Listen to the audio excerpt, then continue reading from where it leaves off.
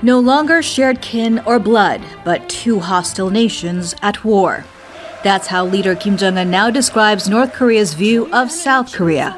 Countries once one, split into two in the lead-up to the Cold War 8 decades ago. Seeing as they call us their main enemy and collude with foreign powers, we should no longer make the mistake of considering South Korea a partner for reconciliation and unification. It's a concerning development for Seoul, which strongly condemned North Korea's hostile stance. He's basically said that although we are still one people, that the South Koreans are puppets of capitalism, especially the United States.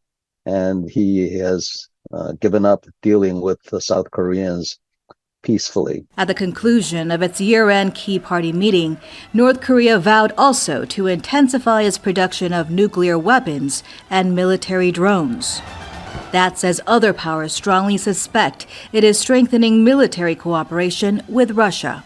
This year, Pyongyang speedily developed its solid-fueled Hwasong-18 intercontinental ballistic missile after a record 5 launches of ICBMs. It also claimed to have sent its first functioning military spy satellite into Earth's orbit, with 3 more planned in the new year. The conservative Yoon Suk-yeol government has emphasized that peace is earned through military strength, dismissing his predecessor's policy of engagement with the North as fake peace reliant on the enemy's goodwill.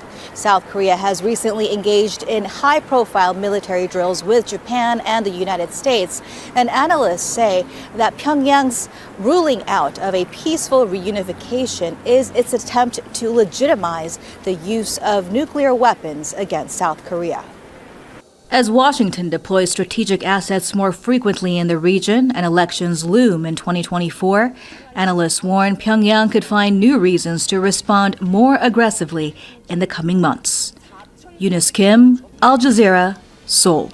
Well, back to breaking news now from Japan, and a major tsunami warning has been issued for Ishikawa Prefecture after a magnitude 7.5 earthquake shook western Japan. Lower-level tsunami warnings or advisories were issued for the rest of the northwestern coast off the island of Honshu. Japanese public broadcaster NHK TV warned torrents of water could reach as high as 5 metres. Well, Japan's Kansai Electric says there's no abnormality at nuclear plants in the quake area. 2023 has been a pretty challenging year for China, chiefly because of its slowing economy, brought on by years of strict COVID lockdowns and more recently by a growing property crisis. So it's no surprise that Chinese President Xi Jinping used his New Year address as an opportunity to rally the nation. He listed China's achievements of the year, including building its own large passenger aircraft and hosting important international summits and events such as the Asian Games. Now, he also spoke in broad terms on China's role in the world. He talked about wanting to build a community with a shared vision, and he said peace and development remain the way ahead. But on the issue of Taiwan, he was a lot more specific. He said Taiwan and China will, quote, surely be reunified, unquote. But what was most unusual in his New Year address is that he spoke specifically about the challenges that China faced. 有风有雨是常态. We are bound to encounter headwinds. Some enterprises had a tough time. Some people had difficulty finding jobs and meeting basic needs. Some places were hit by floods, typhoons, earthquakes, or other natural disasters.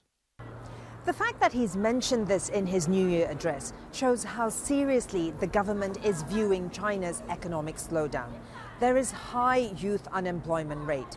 The property crisis, far from being contained, appears to be spreading. Analysts say China could be facing decades of stagnation, and ordinary stimulus measures may not be enough to fix the problems when challenges include an aging population and weak productivity rate. Florence Louis, Al Jazeera, Beijing.